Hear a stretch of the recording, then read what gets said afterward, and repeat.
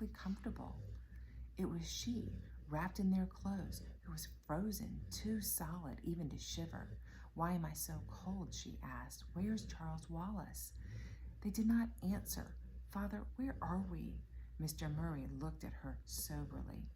"I don't know, Meg. I don't test her very well. I must have overshot somehow. We're not on Camazotz. I don't know where we are. I think you're so cold because we went through the black thing, and I thought for a moment it was going to tear you away from me." "Is this a dark planet?" Slowly her tongue was beginning to thaw. Her words were less blurred. "I don't think so," Mr. Murray said, "but I know so little about anything that I can't be sure. You shouldn't have tried to test her then." She had never spoken to her father in this way before. The words seemed hardly to be hers. Calvin looked at her, shaking his head. It was the only thing to do. At least it got us off Camazotz. Why did we go without Charles Wallace? Did we just leave him there? The words that were not really hers came out cold and accusing. "We didn't just leave him," her father said. "Remember that the human brain is a very delicate organism and it can be easily damaged." "See, Meg," Calvin crouched over her, tense and worried. "If your father had tried to yank Charles away when he tested us, and if it had kept grabbing hold of Charles, it might have been too much for him, and we'd have lost him forever. And we had to do something right then." "Why?" "It was taking us. You and I were slipping, and if your father had gone on trying to help us, he wouldn't have been able to hold out much longer either." "You told him to test her," Meg charged Calvin. "There isn't any question of blame," Mr. Murray cut in severely. "Can you move yet?" All Meg's faults were uppermost in her now, and they were no longer helping her. "No, and you'd better take me back to Camazotz and Charles Wallace quickly." "You're supposed to be able to help." Disappointment was a dark and corrosive in her as the black thing. The ugly words tumbled from her cold lips, even as she herself could not believe that it was to her father, her beloved, longed-for father, that she was talking to in this way. If her tears had not still been frozen, they would have gushed from her eyes. She had found her father, and he had not made everything all right. Everything kept getting worse and worse. If the long search for her father was ended and he wasn't able to overcome all their difficulties, there was nothing to guarantee that it would all come out right in the end. There was nothing left to hope for. She was frozen, and Charles Wallace was being devoured by it, and her omnipotent father was doing nothing.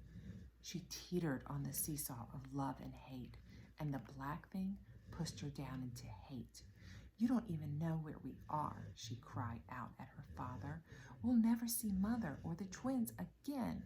We don't know where Earth is, or even where Camazotz is. We are lost out in space. What are you going to do?" She did not realize that she was as much in power of the black thing as Charles Wallace. Mr. Murray bent over her, massaging her cold fingers. She could not see his face. "My daughter, I am not a Mrs. Whatsit, a Mrs. Who, or a Mrs. Which. Yes, Calvin has told me everything he could. I am a human being and a fallible one. But I agree with Calvin.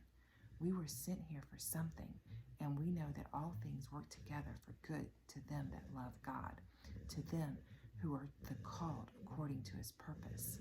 "The black thing," Meg cried out at him. "Why did you let it almost get me?" "You've never tested as well as the rest of us," Calvin reminded her. "It never bothered Charles and me as much as it did you." "He shouldn't have taken me then," Meg said, "until he learned to do it better." Neither her father nor Calvin spoke. Her father continued his gentle massage. Her fingers came back to life with tingling pain. "You're hurting me." "Then you're feeling again," her father said quietly.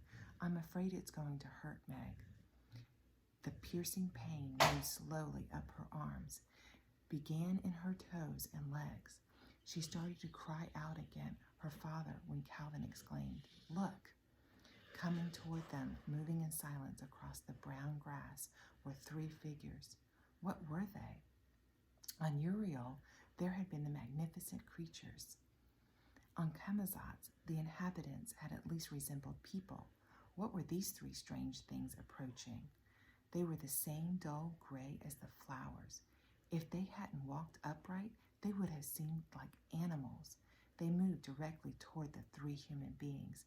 They had 4 arms and far more than 5 fingers to each hand, and the fingers were not fingers, but long, waving tentacles. They had heads and they had faces, but where the faces of the creatures on Uriel had seemed far more than human faces, these seemed far less. Where the features would normally be, there were several indentations, and in place of ears, hair, were more tentacles. They were tall, Meg realized as they came closer, far taller than any man. They had no eyes, just soft indentations. Meg's rigid, frozen body tried to shudder with terror, but instead of the shudder, all that came was pain. She moaned. The things stood over them. They appeared to be looking down at them, except that they had no eyes with which to see. Mr. Murray continued to kneel by Meg, massaging her.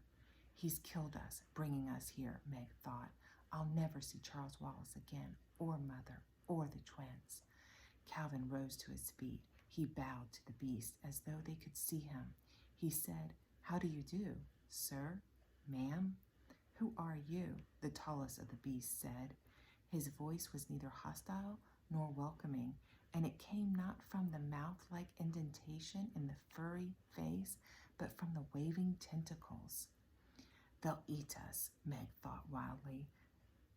They're making me hurt. My toes, my fingers, I hurt. Calvin answered the beast's question. We're from Earth. I'm not sure how we got here. We've had an accident. Meg, this girl, is paralyzed. She can't move. She's terribly cold.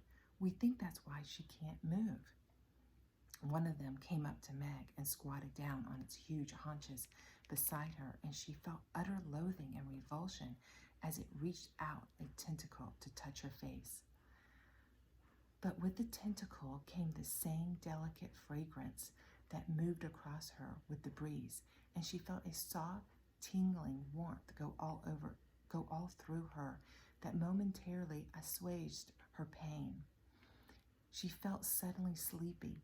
I must look as strange to it as it looks to me, she thought drowsily, and then realized with a shock that of course the beast couldn't see her at all. Nevertheless, a reassuring sense of safety flowed through her with the warmth which continued to seep deep into her as the beast touched her. Then it picked her up, cradling her in 2 of its 4 arms. Mr. Murray stood up quickly. "What are you doing?" "Taking the child."